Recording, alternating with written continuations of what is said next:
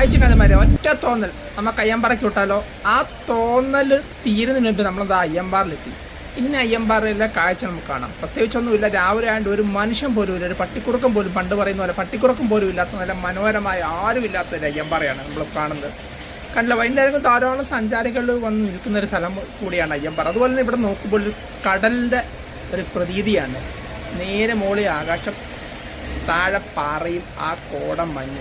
നല്ല രസമാണ്, നല്ല വൈബുള്ള ഒരു സ്ഥലമാണ് അയ്യമ്പാറ. അത് നമുക്ക് നമ്മുടെ നാടിൻ്റെ തൊട്ടടുത്തുള്ള സ്ഥലമാണ്. നല്ല പാറക്കൂട്ടവും അതുപോലെ കോടമഞ്ഞും എല്ലാം ഉള്ള മനോഹരമായ ഒരു സ്ഥലമാണ്. ആ സ്ഥലത്തെ കാഴ്ചയാണ് ഇന്ന് രാവിലെ തന്നെ കാണുന്നത്.